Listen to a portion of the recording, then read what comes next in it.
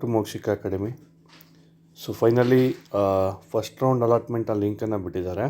ಇಲ್ಲಿ ನೋಡ್ಬೋದು PGCET 2024 ಮೊದಲ ಸುತ್ತಿನ ಹಂಚಿಕೆಯ ಫಲಿತಾಂಶದ ಲಿಂಕ್ ಅಂತ. ಸೊ ನೀವು ಅದನ್ನು ಕ್ಲಿಕ್ ಮಾಡಿದ ರೀತಿ ಇನ್ಫಾರ್ಮೇಷನ್ ಬರ್ತದೆ.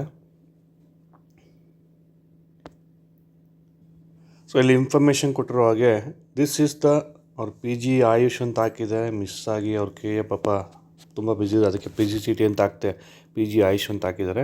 First round real final seat allotment of result.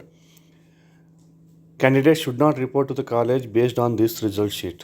So just ಇದನ್ನು ನೋಡಿಕೊಂಡು ನೀವು ರಿಸಲ್ಟನ್ನು ಕಾಲೇಜಿಗೆ ಹೋಗುವಾಗಿಲ್ಲ.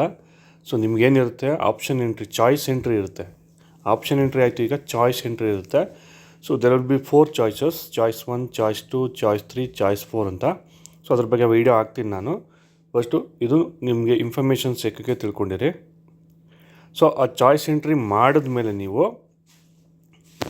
ಒಂದು ಫರ್ದರ್ ಹೇಳ್ತಾನೆ, choice entry choice details R hosted on the key website. Further process please read the instructions guidelines ಕೇರ್ಫುಲ್ಲಿ.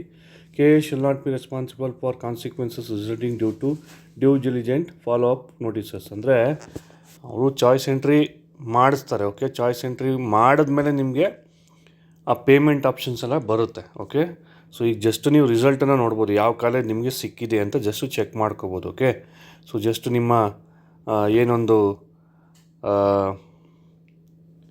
ನಂಬರ್ನ ನೀವು ಟೈಪ್ ಮಾಡಿ ಹಾಕಿದ್ರೆ ನಿಮ್ಗೆ ಅಲ್ಲಿ ಬರುತ್ತೆ ಆ್ಯಕ್ಚುಲಿ ವಿಚ್ ಕಾಲೇಜ್ ಯಾವ ಸೆಲೆಕ್ಟೆಡ್, ಯಾವ ನಂಬರ್ ಆಪ್ಷನ್ ಬಂದಿದೆ ಅಂತ ನಿಮಗೆ ಕೊಡ್ತಾರೆ. ಬಟ್ ಇದನ್ನ ತಗೊಂಡು ನೀವು ಕಾಲೇಜಿಗೆ ಹೋಗಿ ಅಡ್ಮಿಷನ್ ಆಗುವಾಗಿಲ್ಲ.